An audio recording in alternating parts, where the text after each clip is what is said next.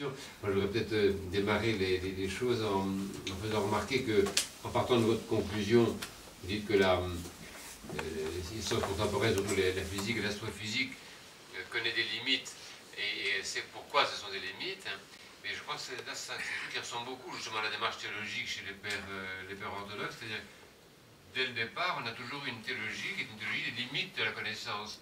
On n'a jamais eu la prétention, c'est pour ça que c'est plus facile pour nous. La théologie orthodoxe n'a jamais prétendu parvenir à une explication totale ni de Dieu, ni du monde, ni de l'homme. Ça n'a jamais été son projet. Et dès le départ, les pères grecs et les pères syriens ont eu la sagesse d'affirmer le caractère incompréhensible et définitivement incompréhensible et de Dieu, et de l'homme, et du monde.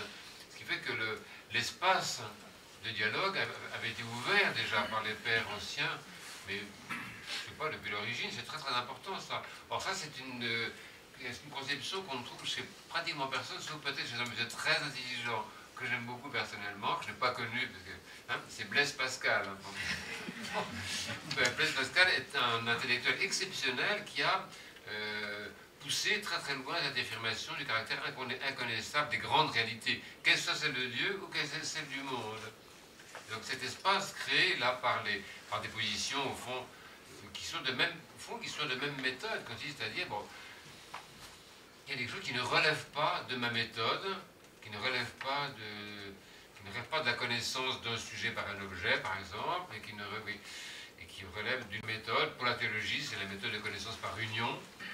Pour la science, je ne peux pas rentrer là-dedans. Donc ça, je voulais mettre ça en avant, je pense que ça peut être intéressant. Et ils sont confrontés à l'école à une série d'informations de type scientifique, ou à prétention scientifique, ou à réalité scientifique. Et ils arrivent avec ça, et forcément, il y a un défi, c'est-à-dire, maman, regarde ce que j'ai trouvé, qu'est-ce que j'en fais? Vous voyez, c'est un petit peu ça. Et donc, les parents, les prêtres, les catéchètes, se trouvent quelquefois devant des questions, que le gamin arrive, voilà ce qu'il a trouvé à l'école, et il demande qu'on en fasse quelque chose quand même. On en fasse quelque chose. Bon, ça, c'est une deuxième chose que je voulais dire. Et puis, une troisième chose que je voulais dire pour aussi pour ouvrir la discussion, et ce qui est très intéressant, quand on prend la démarche théologique et la démarche scientifique, c'est que ce n'est pas un conflit de théorie. Je crois que ce qui a été bête et avec lequel on a perdu du temps et beaucoup d'énergie, c'est de considérer qu'il y avait une théorie du monde qui s'opposait à une autre théorie du monde. Comme s'il y avait deux philosophies du monde qui étaient en compétition, qu'on allait bien voir un jour bientôt lequel allait manger l'autre. Or, il ne s'agit pas ça du tout. Il ne s'agit pas du tout. C'est une relation. C'est pas une doctrine, c'est pas une idéologie, c'est une relation avec la réalité. Et donc, ce qui nous intéresse, nous, par exemple, du point de vue de l'Église, de la pratique du monde, je dirais, c'est que ce sont les mêmes objets qui sont en circulation. Je prends l'exemple d'une l'eau, tout le monde sait ce que c'est que l'eau, comme dirait mon plombier, l'eau, ça coule de source. Eh bien, l'eau, mes amis. Vous savez très bien que, d'un point de vue scientifique, cet objet appelé eau peut être étudié, H2O, etc. On va faire l'analyse chimique, et que la même eau entre dans une relation différente dans le cadre justement théologique qui est celui de l'Église. C'est-à-dire qu'elle entre dans la relation de dialogue avec Dieu. Et ce n'est plus un objet, de connaissance scientifique, chimique par exemple, mais ça devient un sacrement de la relation du Créateur et de la créature. Donc, pour cet exemple-là, par exemple, vous dire que voilà, on a deux façons d'aborder ou d'entrer en relation avec des objets qui sont finalement les mêmes. Les mêmes objets qui sont en circulation devant nous, mais ils sont appréhendés par une démarche de foi et une démarche théologique de manière sacramentelle, principalement de manière sacramentelle. Ça a été beaucoup développé par le père Staniloé en Roumanie, cette idée qu'au fond, tout dérive d'une vision eucharistique du monde. La matière du pain et du vin, par exemple, elle peut être étudiée scientifiquement, n'importe qui peut faire ça à l'école. Mais cette même matière du pain et du vin, elle est appréhendée différemment dans la relation sacramentelle qui la transforme et qui nous la montre par la grâce du Saint-Esprit comme étant le corps et le sang du Christ. Et il s'agit quand même du même donné, oui, mais appréhendé de façon différente. Voilà, excusez-moi. Voilà. Dominique Beaufils, notre diacre. Ce n'est pas une question, mais une réflexion, une simple réflexion. Vous avez dit qu'il n'y avait pas de contradiction entre le livre saint et la nature. Ça me rappelle cette phrase du père Dimitrou Staniloé dans le génie de l'orthodoxie, où il disait qu'on pouvait commencer à approcher la vérité lorsque la révélation naturelle, c'est-à-dire scientifique, corroborait la révélation surnaturelle, c'est-à-dire théologique.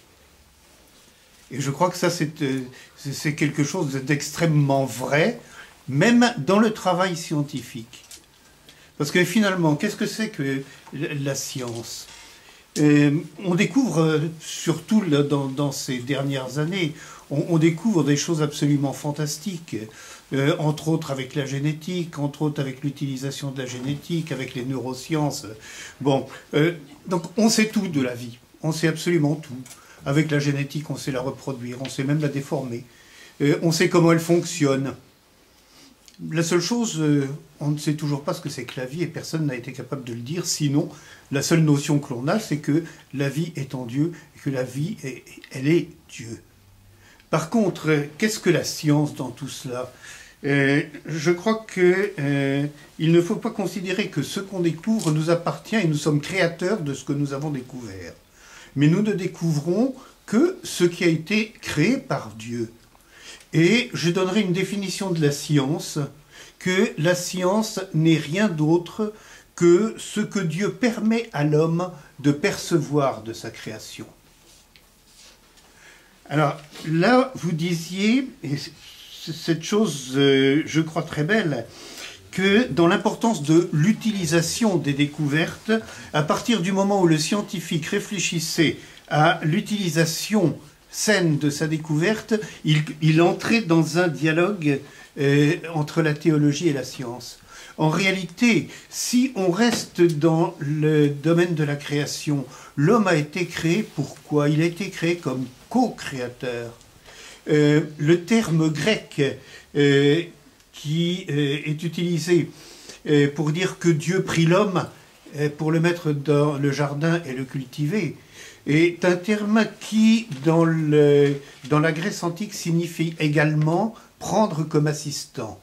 Donc cela corrobore un peu ce rôle de co-créateur de l'homme, et que le rôle de l'homme n'est pas de dominer, de soumettre la création, mais de régner en tant que Seigneur sur cette création pour pouvoir l'amener petit à petit à la perfection. Et là, on se retrouve exactement dans ce fait que l'utilisation de ce qu'on perçoit de la création divine a un seul but, de faire évoluer cette création et cette nature vers la perfection vers laquelle Dieu comptait l'amener. Puisque la création, dit-on, s'arrête au 6e jour, mais la création en tant qu'acte créateur. Mais au 6e jour commence également le rôle de l'homme, et de l'homme indissociable de Dieu, en particulier maintenant dans la vie de l'Église, qui est de faire évoluer, de continuer l'évolution de cette création. Et la science se trouve dans la vision biblique, évangélique, de rendre à Dieu ce qui est à Dieu, mais ne pas lui rendre tel que nous l'avons trouvé, le rendre voilà, comme la parabole des talents, exactement, c'est-à-dire transfiguré. Et ce serait, disons, le premier principe écologique, à savoir qu'au lieu de détruire ce que Dieu nous a confié, nous devrions lui rendre